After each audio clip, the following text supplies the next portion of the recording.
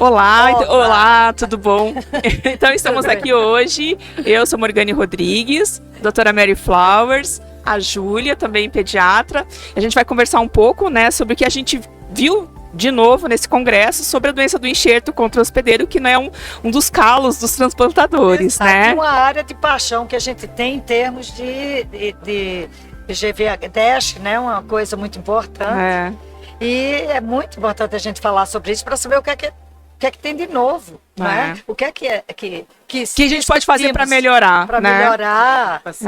E eu acho que uma das coisas assim que me chamou a atenção, que por exemplo assim, o nosso calcanhar de Aquiles, eu acho que é o GVHD trato gastrointestinal, que são onde os pacientes acabam morrendo, né?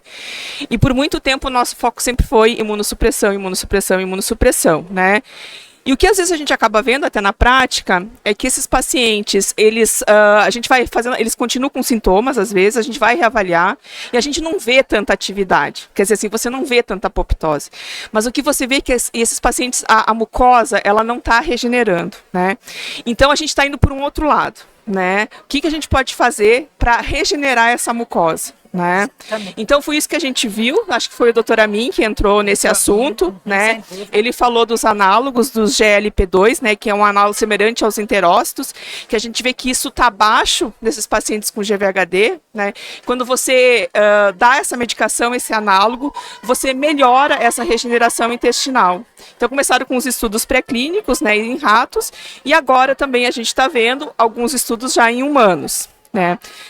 Infelizmente a gente não tem ainda qual vai ser a droga que vai chegar para a gente, eu acho que isso vai ser uma coisa de futuro. Ele citou algumas drogas que eu acho que aqui no Brasil a gente não tem ainda desses análogos, né? Mas eu acho que é uma coisa para a gente ficar em alerta, porque eu acho que vai ser uma terapia que vai trazer mais uma forma da gente tratar melhor esses pacientes.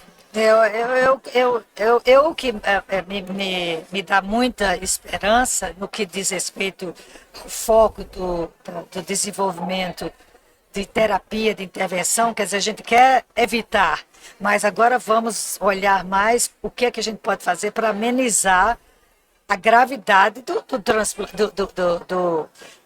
do acometimento táctil intestinal por essa complicação do transplante, né? Quer dizer, são duas coisas em paralela. A gente quer ver as drogas novas que desenvolveram, mais focalizada no mecanismo de patogênese da doença, e a gente tem drogas, né, como o ruxolitinib, o ibrutinib, o belomucil, que são drogas já não só imunossupressor, não são gerais, elas são focalizadas. Mas a gente não sabe também como combinar essas drogas e como é que vai ficar isso no que diz respeito à maior eficácia disso. Será que se a gente combinar isso com outras intervenções vai ser diferente? Isso aí é interessante discutir.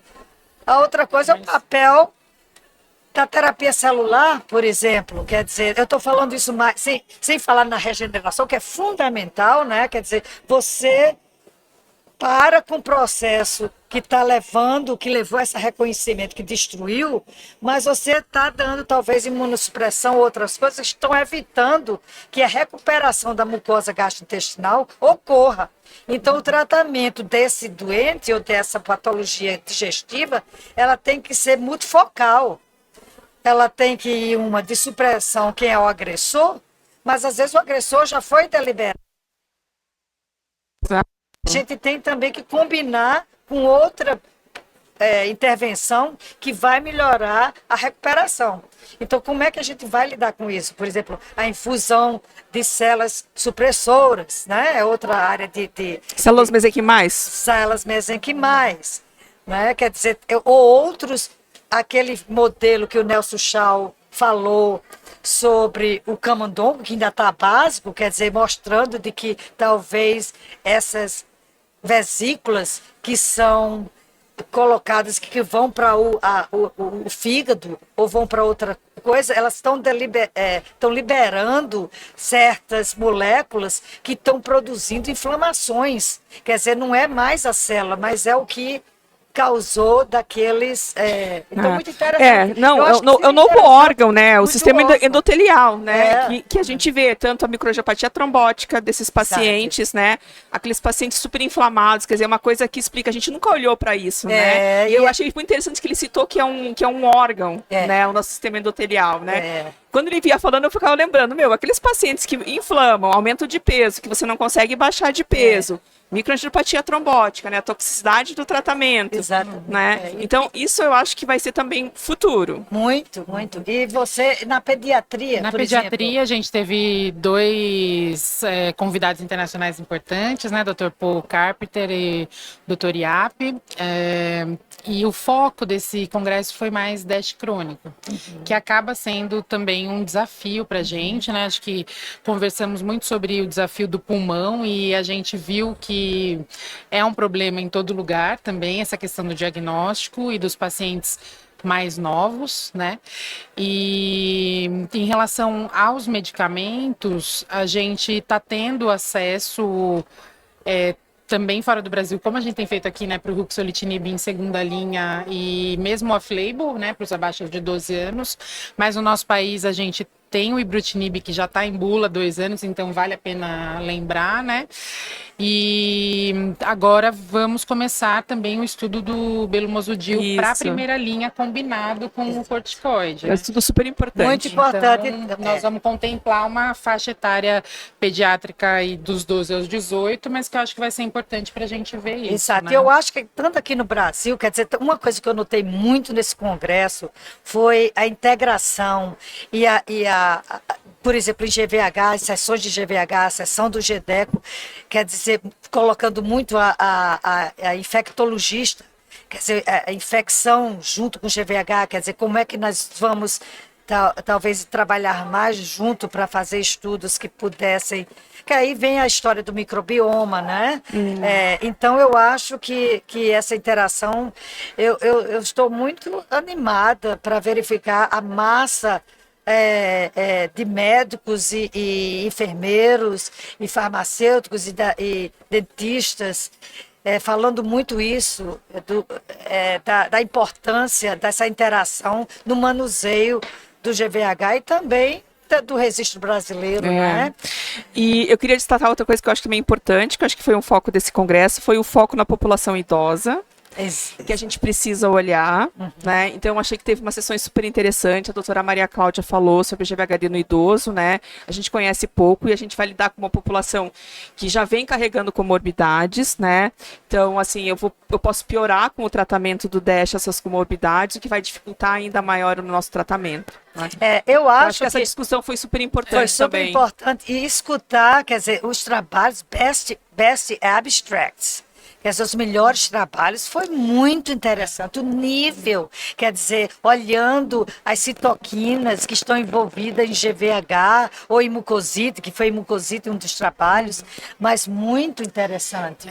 E acho que eu não poderia deixar de citar uma coisa assim, acho que meu lado um pouco paliativo não ia ficar calado, mas teve uma sessão muito cheia, né, falando da integração precoce do cuidado paliativo no cenário do transplante da terapia celular, e a gente falando principalmente de DASH, né,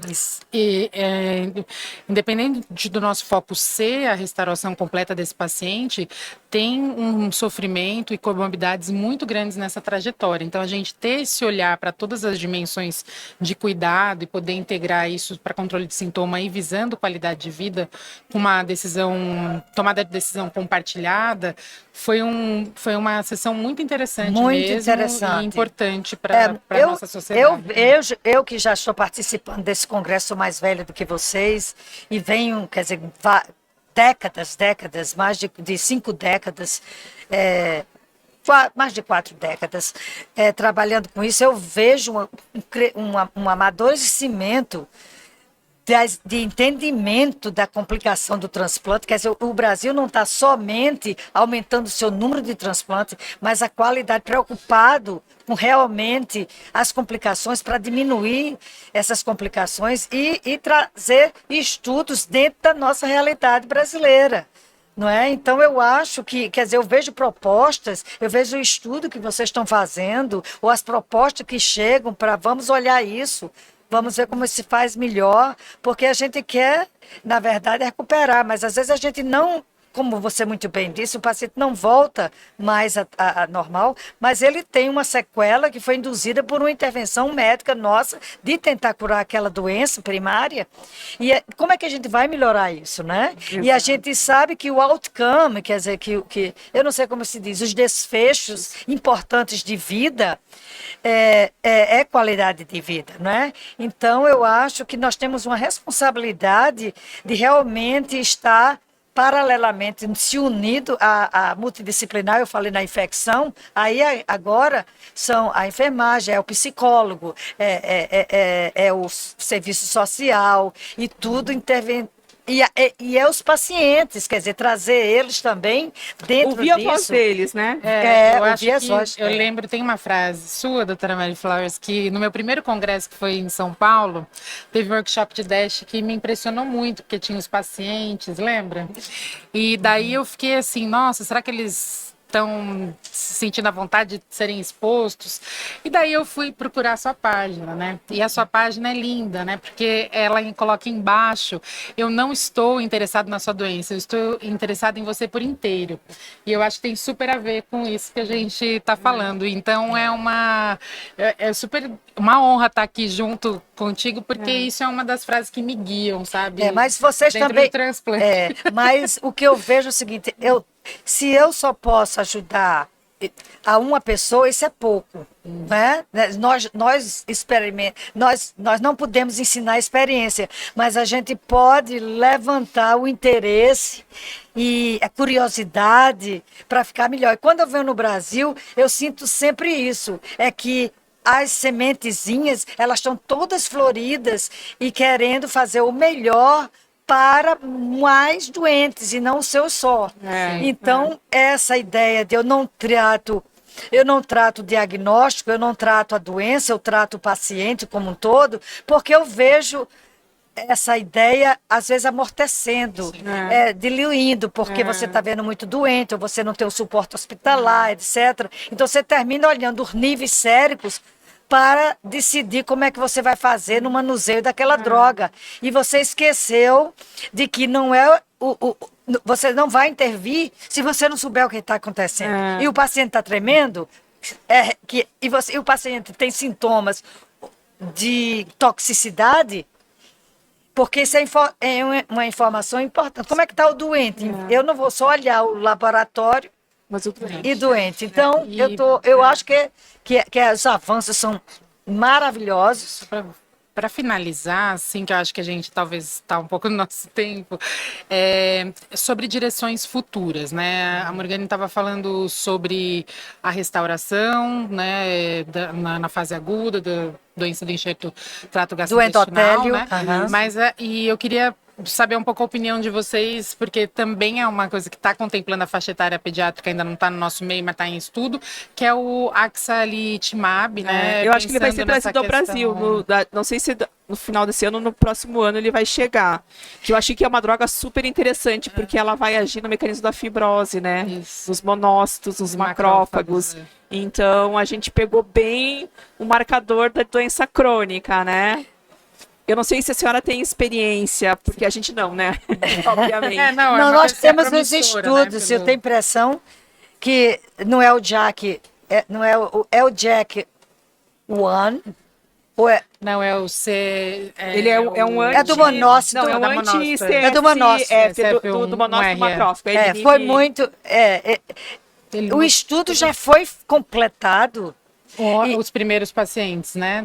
Com os primeiros pacientes, mas eu não estou lembrada agora os resultados, porque eu não me lembro. Eles colocaram entre 60... E foi feito em Seattle, foi feito baseado no estudo do Jeffrey Hills, com os monócitos, que era muito importante. Mas aí ele estava numa fase 1 ainda, para determinar a dose.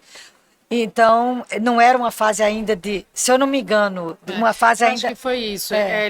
Nessa primeira fase, eles mostraram segurança para usar, então muito pouco efeito colateral, e já uma taxa de resposta com essa dose de 0,3 por quilo, que Parece promissora, 63 É semanal, a 74% a cada 2 semanas. Isso, que são infusões. E tem um schedule muito bom, né? Muito bom. Muito bom pra Então, paciente. Uma coisa que pode ser promissora também. promissora Com também. certeza, com Sem certeza. dúvida. Não, a gente está muito interessada naquele, porque faz muito sentido básico para fazer. A gente não sabia a dose para fazer e vai ter que ter outros estudos para fazer. E vai chegar no Brasil? Parece que sim.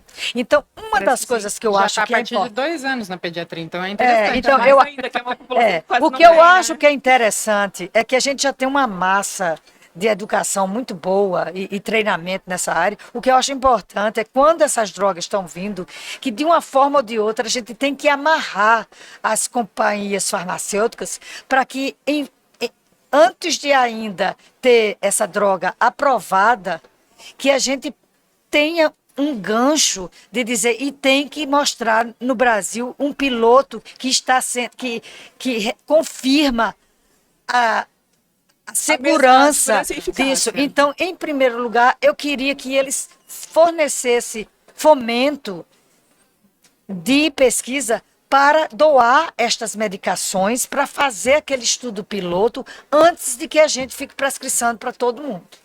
Exato. Eu acho que é muito importante. Exato, exato.